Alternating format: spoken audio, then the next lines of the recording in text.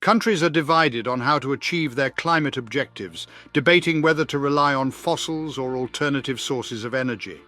In Berlin, senior representatives from numerous countries convened to discuss progress towards global climate objectives. Unfortunately, the officials remained at odds on how best to achieve these objectives. While some advocated for the phasing out of fossil fuels, others maintained that oil and gas could still contribute to the future, provided that their emissions were controlled in some manner. During the two-day Petersberg Climate Dialogue hosted by Germany, participants advocated for a fresh objective that would focus on expanding renewable energy. This new target should be negotiated and settled upon at the upcoming UN Climate Summit in December. The International Renewable Energy Agency proposed a target for a tripling of newly installed solar and wind power by 2030, which German Chancellor Olaf Scholz has also suggested as a goal.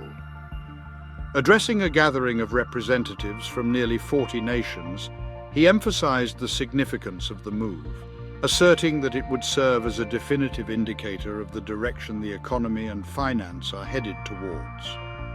At the Berlin conference, Annalena Baerbock, the German foreign minister, emphasized that the proposal should not undermine the crucial need to reduce reliance on fossil fuels.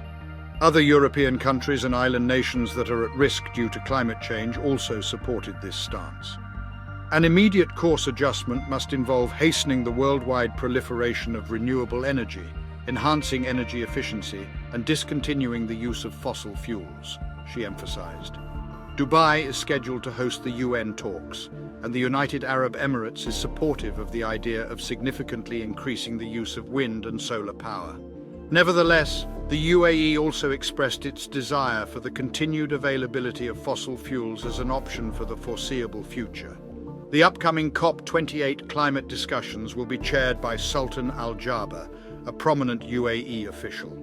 In a statement, he expressed his country's desire for a comprehensive and holistic approach to the transition towards renewable energy, encompassing all forms of energy sources. The speaker acknowledged the continued significance of fossil fuels in meeting the world's energy needs, but emphasized the importance of phasing out emissions from all high-emitting industries, including oil and gas.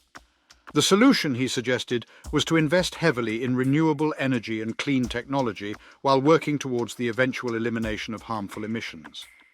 Al Jaber expressed concern about the dwindling time available to achieve the agreed-upon goal of restricting global warming to a maximum of 1.5 degrees Celsius, 2.7 Fahrenheit. Such a target would necessitate a 50% reduction in worldwide emissions by 2030, significantly altering the current upward trajectory of greenhouse gases present in the atmosphere. Environmentalists and experts are apprehensive about untested fossil fuel emission capture technologies. They fear that such proposals could distract from more viable alternatives like renewable energy and that resources may be misallocated. The apprehensions voiced by John M. Silk, the official in charge of natural resource and commerce in the Marshall Islands, were comparable. Silk, a resident of a low-lying Pacific atoll affected by rising sea levels, urged governments during the Berlin meeting to shift their focus from mere commitments to actual action. According to him, fossil fuels must be phased out immediately to tackle the issue effectively. He emphasized that the way to promote fairness and justice in development was through renewable energy investments. This entails discontinuing oil and gas growth. At the previous United Nations Climate Summit in Egypt, over 80 countries supported measures to hold not only coal, but also oil and gas accountable for their environmental impact. Denmark's climate minister Dan Jorgensen has confirmed that the proposal is being revisited this year. According to his statement to the Associated Press, those opposing the idea are mainly countries that are either producers of or heavily reliant on fossil fuels. Jorgensen emphasized that the carbon capture and storage techniques being tested in the North Sea ought to be limited to sectors that face the greatest challenge in emission reduction, such as the cement industry. During the meeting, Scholz declared that his nation will contribute an extra €2 billion to the Green Climate Fund for the purpose of undertaking adaptation measures in developing nations. He also urged other donors, both conventional and potential, to increase their financial support. Notably, the United States has pledged $1 billion, but China, a major emitter, has yet to contribute. Germany has been reprimanded for not decreasing emissions at a swift enough rate to attain their goal of carbon neutrality by 2045.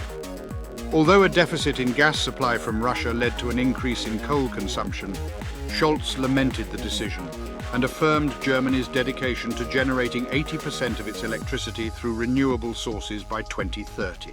To support our channel's growth and ensure broader awareness, kindly hit the like and subscribe buttons. This will help us reach more individuals and disseminate valuable information. Thank you in advance.